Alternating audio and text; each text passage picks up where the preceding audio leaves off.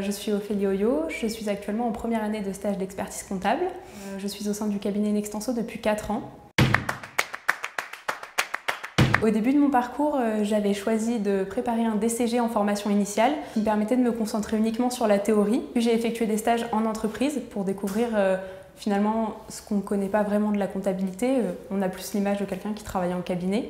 Ensuite, j'ai poursuivi par un DSCG en apprentissage, donc au sein du cabinet Nextenso, pendant 2 ans, qui m'a permis d'acquérir une expérience professionnelle et d'avoir un vrai aperçu de la profession d'expert comptable en cabinet et de faire le choix à l'issue de pouvoir commencer le stage d'expertise.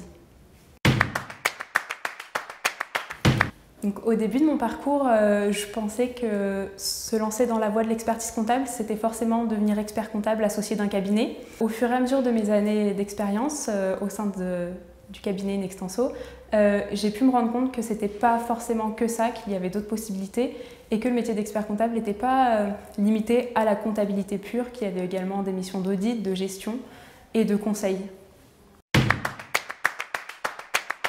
Lors de la préparation du DSCG, j'avais un rythme d'alternance 3 jours au cabinet, 2 jours à l'école, qui était assez pratique pour développer le côté professionnel puisque de la présence tous les jours qui m'a permis d'avoir le contact client assez rapidement.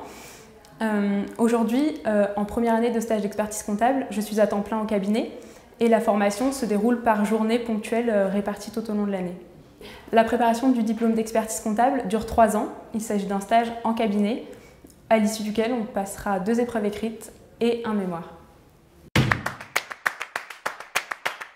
Aujourd'hui, l'expertise comptable est un secteur d'activité qui recrute, qui offre de multiples possibilités de carrière dans plusieurs domaines. Le travail en cabinet d'expertise n'est pas la seule issue finalement.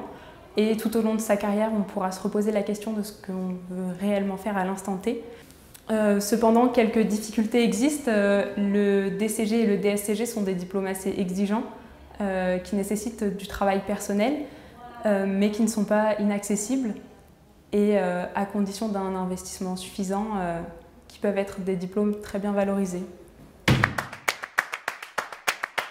À l'issue du stage d'expertise, il existe toujours la possibilité de se spécialiser dans différents domaines, notamment par le biais de diplômes universitaires ou de masters complémentaires. On peut toujours se spécialiser notamment en gestion de patrimoine. C'est ce qui est beaucoup recherché actuellement par les clients dans le but de toujours mieux les conseiller et puis également de se démarquer sur le marché de l'expertise comptable.